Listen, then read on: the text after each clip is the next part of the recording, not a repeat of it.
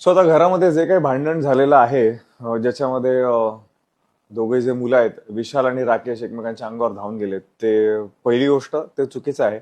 आणि जो काही निकष होता, ज्या आधारावर समोरच्याला आपण नॉमिनेट करायचं होतं किंवा आपली मतं मांडायची होती, आय गेस तो पार पडलाच नाही, कारण कोणी कोणाला बोलूच तिथे दिलेलं नाहीये. पण एक महत्वाचा मुद्दा म्हणजे ज्याच्या विरोधात मी स्वतः पण होतो आणि आहे आणि राहीन सुद्धा, की पर्सनल आणि प्रोफेशनल लाईफ नेहमी वेगळी ठेवा. तुम्ही तिथे गेम खेळायला आला आहात, तुम्ही गेम बद्दल बोला.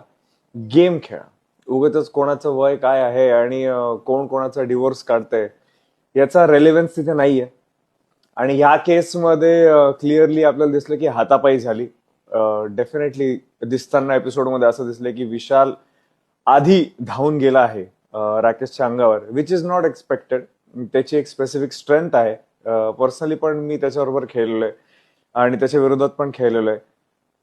It is very unlikely of Vishal की तो समोरच्याला बोलू न देता आणि त्याने त्याच्या स्ट्रेंथचा सहारा घेतला, राकेशवर अटॅक त्याने केलं. It is very unlikely of him, जो तो नेहमी बोलत असतो की एक मॅन टू मॅन आपण बोलू किंवा मॅन टू मॅन गोष्टी करू. त्या मॅन टू मॅन गोष्टी तिथे त्या ह्या एपिसोडला किंवा हे जे काही दाखवलेलं आहे व्हिडिओ त्याच्यामध्ये कुठेच दिसलेलं नाहीये. डायरेक्ट रेस होणं आणि समोरच्याला ओव्हर पॉवर करायचा प्रयत्न करणं हे साफ चुकीचं आहे. एक्सपेक्टेड नाहीये आणि मुळात बिग बॉसच्या घरात मारामारी ही अलाउड नाहीच आणि ती झालीच नाही पाहिजे, कारण मग ती गोष्ट कुठल्याही टोकाला जाऊ शकते.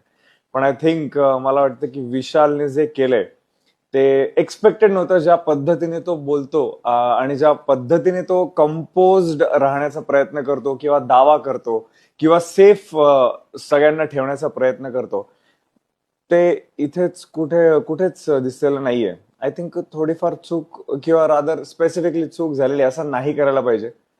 आणि हे साफ चुकीचं आहे. कोणी कोणाचं एज नका काढू आणि कोणी कोणाच्या पर्सनल गोष्टी नका काढू. तो गेम नाहीये.